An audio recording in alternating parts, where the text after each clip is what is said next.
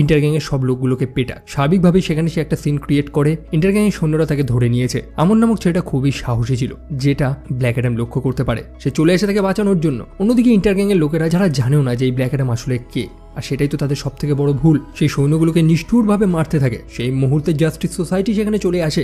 Black Adam যে সৈন্যগুলোকে আকাশ থেকে নিচে ফেলে দিয়েছিল তাদের হকম্যান বাঁচিয়ে নেয়।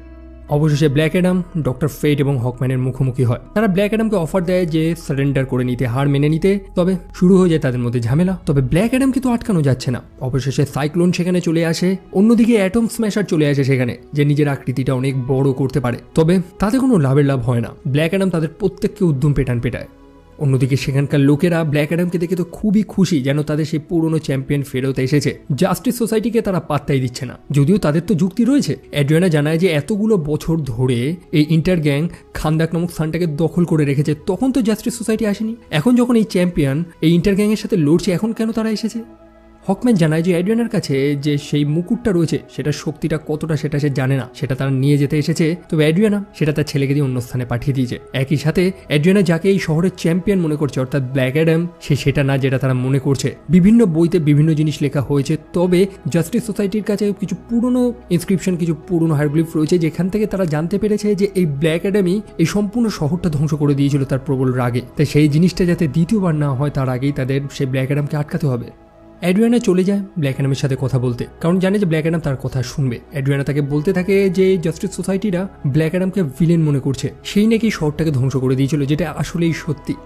ব্ল্যাক অ্যাডামের সাথে সেই রাজার কিন্তু কোনো লড়াই হয়েছিল না, বরং ব্ল্যাক অ্যাডাম সেখানে গিয়েছিল একটা বদলা নেওয়ার জন্য। তবে কিসের বদলা সেটা নয় পরে জানবো। তবে তার মনে ছিল প্রবল রাগ, ক্রোধ, যেখান থেকে সে সেই 7 ডেডলি সিনসকে আনলিশ করে। 7 ডেডলি সিনস হচ্ছে রাগ, ক্রোধ, হিংসা, এরকম 7খানা পাপ। অন্যদিকে সেই উইজার্ডরা যারা তাকে শক্তি দিয়েছিল, তারা বুঝতে পারে যে তারা ভুল লোককে শক্তি দিয়েছে। তারা ব্ল্যাক অ্যাডামের সাথে লড়ে এবং তাকে সম্পূর্ণভাবে সেই পাহাড়ের মধ্যে আটকে দেয়। আপনাদের এই সিনেমার বাইরের আরও কিছু কথা বলে দিই। ব্ল্যাক অ্যাডাম যে 7টা পাপকে যে আনলিশ করেছিল, যেটাকে 7 ডেডলি সিনস বলা হয়, সেটাকে সেই উইজার্ডরা একটা জিনিসের মধ্যে আটকে রেখেছিল, যেটাকে আই অফ দ্য সিন বলা হয়, যেটাকে আমরা কিন্তু সেই সাদাম সিনেমাতে দেখেছিলাম। এবং ডক্টর সাভানা সেটার থেকেই কারাপ্ট হয়ে নিজে একটা ভিলেনে পরিণত হবে। একই সাথে সাদাম সিনেমাটা যদি মন দিয়ে দেখে থাকেন তাহলে জানতে পারবেন যে সেই উইজার্ডটা কিন্তু বলেছিল যে তারা বিলি ব্যাটসনের আগে আর একটা ভুল মানুষকে চুজ করেছিল, অর্থাৎ তারা ব্ল্যাক অ্যাডামেরই কথা বলছে। অন্যদিকে আমন সেই মুকুটটা নিয়ে নিজের বাড়িতে গিয়ে পৌঁছায়, তবে ইসমাইল সেখানে উপস্থিত ছিল, যার সেই মুকুটটা প্রয়োজন। সে কারিমের পেটেও একটা গুলি মারে এবং আমনকে ধাওয়া করে সেই মুকুটটা নেওয়ার জন্য। অন্যদিকে হকম্যান তো ব্ল্যাক অ্যাডামকে বলেই যাচ্ছে সারেন্ডার করারই জন্য। ব্ল্যাক অ্যাডাম তো সারেন্ডার করতে ইচ্ছুক না। সেই মুহূর্তে আমন অ্যাড্রিয়ানাকে ফোন করে জানায় যে ইসমাইল তার পিছু করেছে সেই মুকুটটা পাওয়ার জন্য।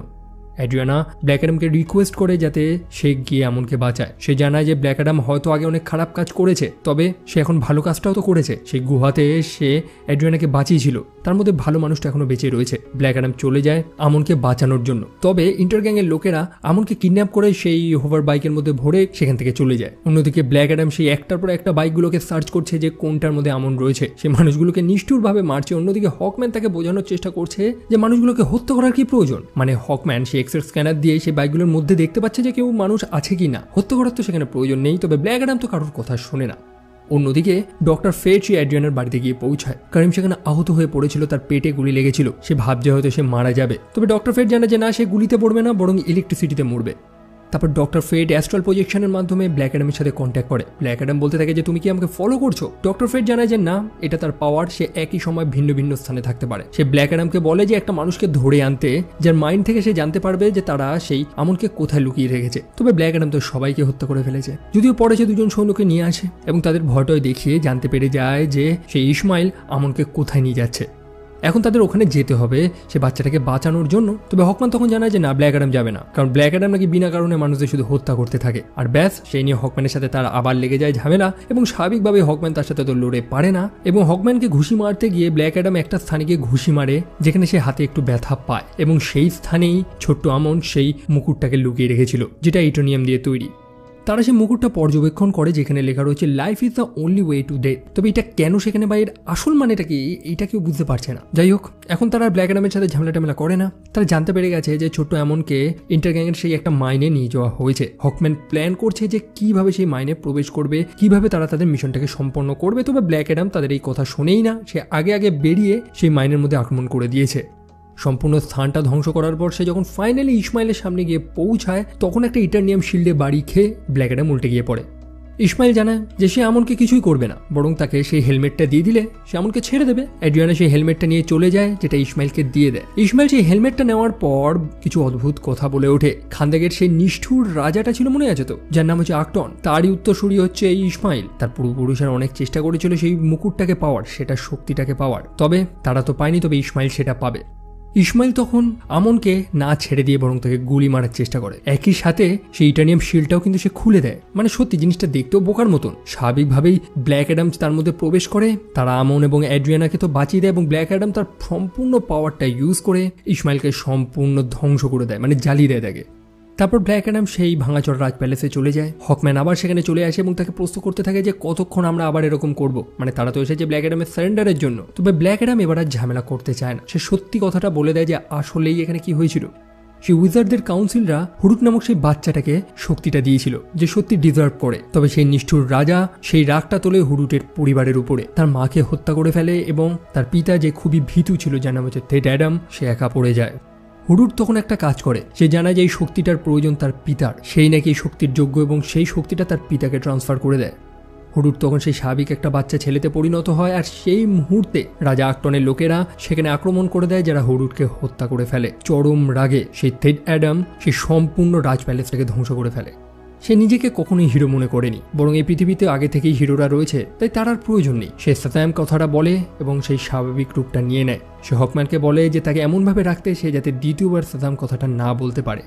টাস্ক ফোর্স এক্সের ব্ল্যাক সাইটে নিয়ে যাওয়া হয়, যেটা একটা আন্ডার ওয়াটার প্রিজন ফ্যাসিলিটি। আসলে জাস্টিস সোসাইটির মিশনই ছিল ব্ল্যাক অ্যাডামকে ধরে আনা, তারা সেটা করেছে। তারা সেখানে থেড অ্যাডামকে সম্পূর্ণভাবে আটকে দেয়, তার মুখটাও বন্ধ করে দেয় যাতে সে কথাও না বলতে পারে। সে অনেকটা ক্রায়োজেনিক স্টেসিসের মতন।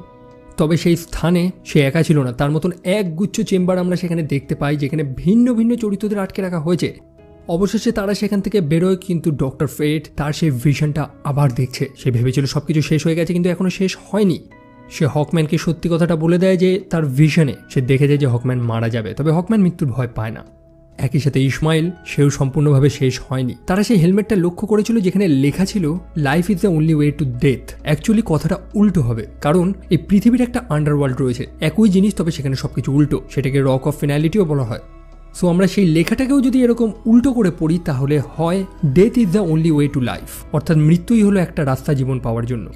ইসমাইল ইচ্ছে করেই এমনকে কিডন্যাপ করেছিল এবং তাকে গুলি মারার একটা নাটক করছিল, যাতে ব্ল্যাক অ্যাডাম তার পাওয়ারটা ইউজ করে। ব্ল্যাক অ্যাডামের সম্পূর্ণ পাওয়ারটা ম্যাজিক দিয়ে তৈরি, আর সেটাই তো আমরা তখন দেখেছিলাম। ব্ল্যাক অ্যাডাম যাতে ভেতরে প্রবেশ করতে পারে সেই কারণে সে শিলটা খুলে দিয়েছিল। ইসমাইলের হাতে ছিল সেই মুকুটটা এবং ব্ল্যাক অ্যাডামের ম্যাজিক দুটোর মিশ্রণে সে সেখানে মারা যায় এবং আন্ডারওয়ার্ল্ডে পুনর্জীবিত হয়।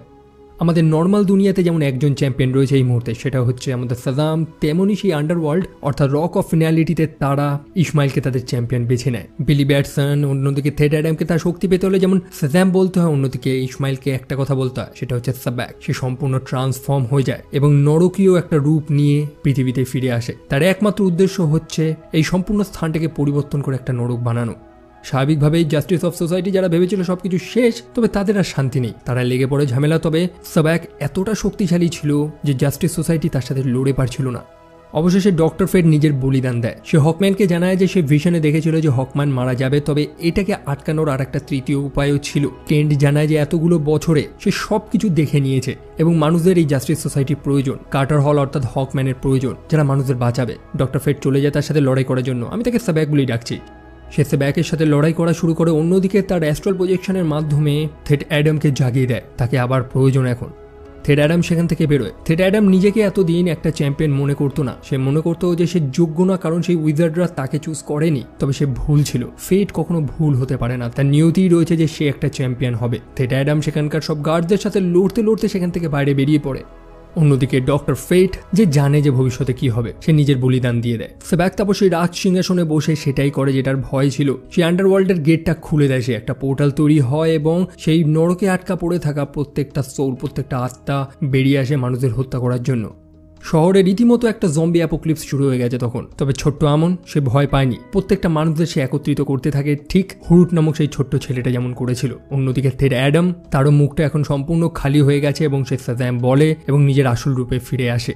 সেখানে আবার একটা বড় লড়াই হয় এবং সেই লড়াইয়ের দরুন আমরা হকম্যানকে সেই হেলমেট অফ ফেটটা ইউজ করতে দেখি। আমরা জানতে পারি যে কেন্ট নাকি তাকে এই ম্যাজিকগুলো ব্যবহার করা শিখিয়েছিল, যেটার ব্যবহার করে সে সেব্যাককে আটকে দেয় এবং সেই সুযোগে ব্ল্যাক অ্যাডাম সেব্যাককে দুটো ভাগে ভাগ করে হত্যা করে ফেলে। আর স্বাভাবিকভাবে তার মৃত্যুর পরে তার যে পেঁয়াদাগুলো ছিল, সেই কঙ্কালগুলো তারাও ধ্বংস হয়ে যায়।